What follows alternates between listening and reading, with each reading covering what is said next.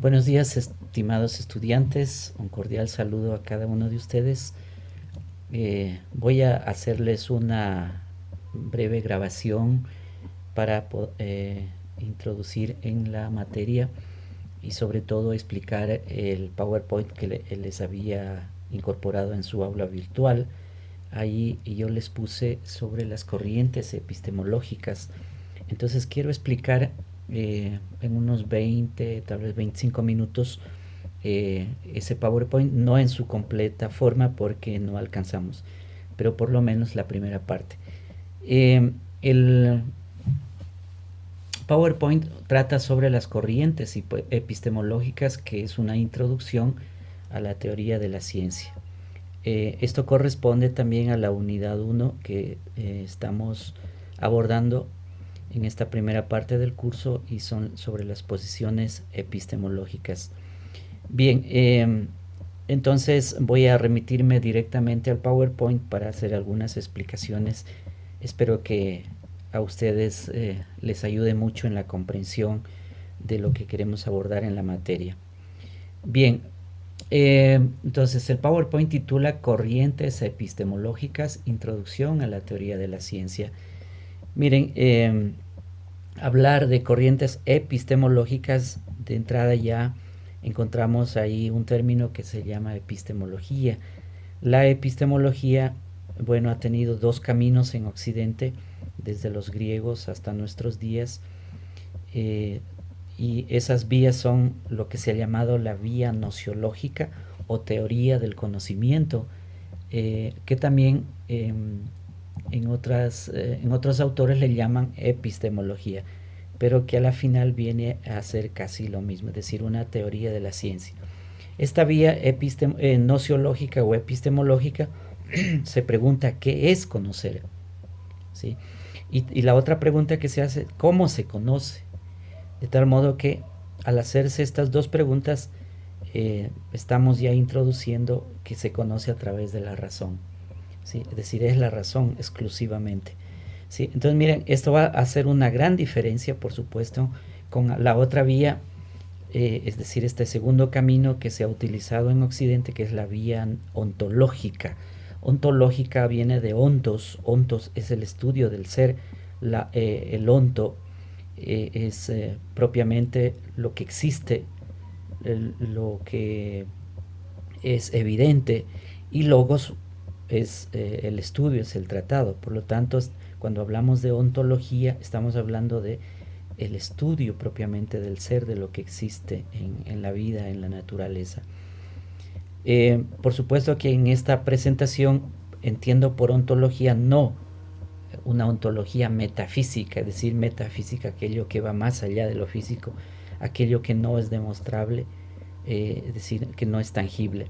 Entonces, miren, la ontología, en esta vía que les explico, es una ontología sociohistórica, es decir, relacionada con la sociedad, relacionada con la historia, porque la historia humana es, es proceso, es evolución, es desenvolvimiento, por eso es histórica, es decir, está atada al desarrollo mismo de la naturaleza como también de la sociedad. En este sentido se entiende la vía ontológica, es decir, es sociohistórica. Esta vía se pregunta en cambio por la realidad, es decir, el punto de partida es la realidad, no es la razón, sino la realidad. Y por eso es que las preguntas son ¿qué es la realidad? Y no es la pregunta de ¿qué es la razón? Por eso tampoco se pregunta qué es conocer ni cómo se conoce, sino la pregunta es ¿qué es la realidad? Y la otra pregunta en esta vía es ¿cómo se conoce la realidad? Es decir, si el punto de partida es la realidad, entonces la pregunta es ¿cómo se conoce la realidad? Miren, estas son dos caminos diferentes para la ciencia, y que han sido trabajadas a lo largo de la historia humana de los últimos siglos, sobre todo desde el siglo XVI para acá, y que han hecho la diferencia y que siguen haciendo la diferencia en cómo abordamos la realidad, en cómo estudiamos la realidad y la vida misma. Miren, entonces, La segunda vía yo no la voy a tratar en esta presentación, sino la primera vía, esta que llamamos vía epistemológica. Entonces, voy a explicar algunos elementos de esta vía epistemológica de acuerdo a la presentación que yo les puse en su aula virtual. Entonces, miren, en esta vía tenemos primero hablar sobre el significado de la epistemología o de la nociología, como hablan en los países anglosajones. También vamos a hablar del inductivismo. Inductivismo viene de la idea de inducir, es decir, de aquello que de varios elementos se extraen unas conclusiones. ¿Sí? Entonces es lo que está desde adentro, se parte desde lo específico y se lleva a lo general. El falsacionismo, que también hablaremos, del estructuralismo, el anarquismo epistemológico. Entonces todas estas corrientes vamos a tratarlas en este PowerPoint de manera breve. El PowerPoint, como ustedes saben, es solamente indicativo, nos ayuda a tener un poco de precisión de las ideas, por eso es que se requiere estudiar. Bueno, ¿cuál es el significado de epistemología? Episteme generalmente se acude a los griegos, a la lengua griega, y episteme en griego significa conocimiento, el conocer, o sea, la ciencia. Logos del griego asimismo es la palabra, es el discurso, es la teoría, es la ciencia. En consecuencia estamos hablando de la teoría del conocimiento.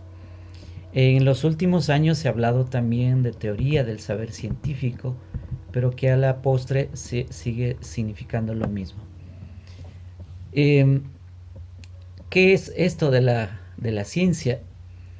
Vamos a examinar esta pregunta de alguna manera en las corrientes epistemológicas, siguiendo el esquema de Alan Chalmers en su libro también titulado Corrientes Epistemológicas.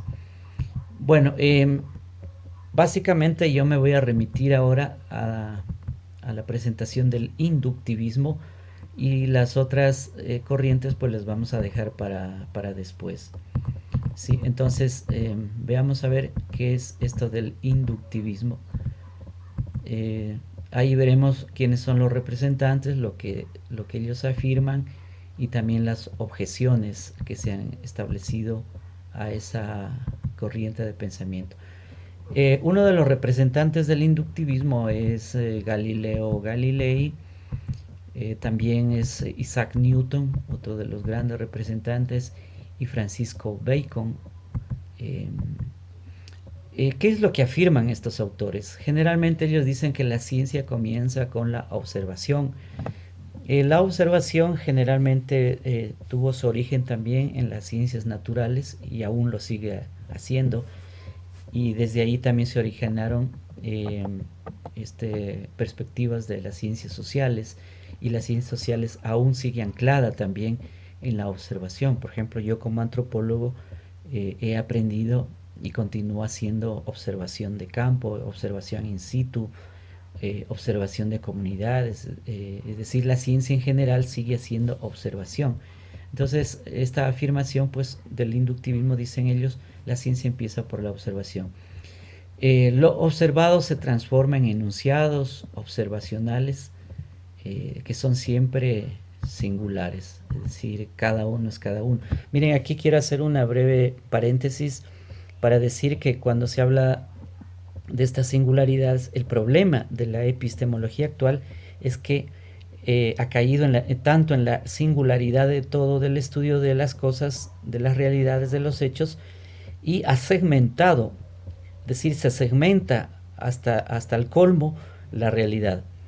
Por ejemplo, ustedes en sus programas dicen que van a estudiar, por ejemplo, psicología, pero psicología desligada de la economía, psicología desligada de la política, la psicología desligada de otros elementos de la realidad. La realidad no está segmentada, la realidad es única, es compleja, es una unidad, es un todo la realidad, de tal modo que no está segmentada.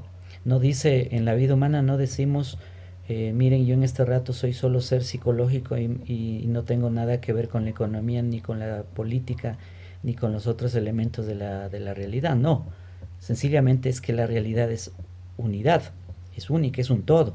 Por lo tanto, segmentar la realidad en la ciencia es un problema. Y ahí aparecen, por ejemplo, la disciplinaridad que se llama, la interdisciplinaridad, la multidisciplinaridad, que están tratando de resolver ese problema, pero hasta ahora sin ninguna solución. Entonces, miren, ese es un poco un problema de la ciencia a través de la nociología. Bueno, regresemos al punto del inductivismo, cierro el paréntesis. Por ejemplo, si se dice a las 12 de la noche del 1 de enero del 2001, Marte aparecía en tal y tal posición en el cielo, miren, esa es una afirmación, ¿sí?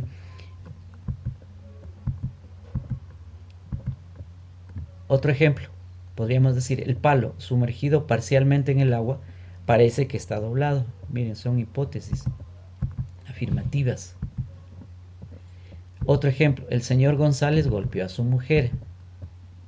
Mire, sobre la base de estos enunciados que se observan, se procede a elaborar enunciados generales. O sea, se hace inducción.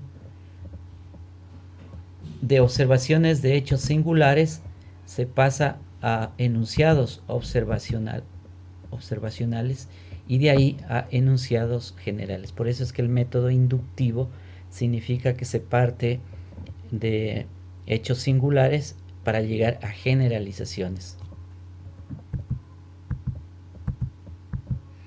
Veamos otros ejemplos de lo que se afirma. Ejemplo, el planeta Marte se mueve en eclipse alrededor del Sol. Otro elemento, el planeta Júpiter se mueve en eclipse alrededor del Sol. Miren, son dos afirmaciones. Entonces, ¿qué se induce de esas dos afirmaciones? Que los planetas se mueven en eclipses alrededor del Sol, de su Sol. Entonces, miren, ahí, por ejemplo, ya encontramos un juicio inductivo, es decir, usando el método inductivo, que de dos juicios singulares llegamos a un juicio general o universal. Otro ejemplo, para decir lo mismo. El hierro se dilata al ser calentado. El cobre se dilata al ser calentado.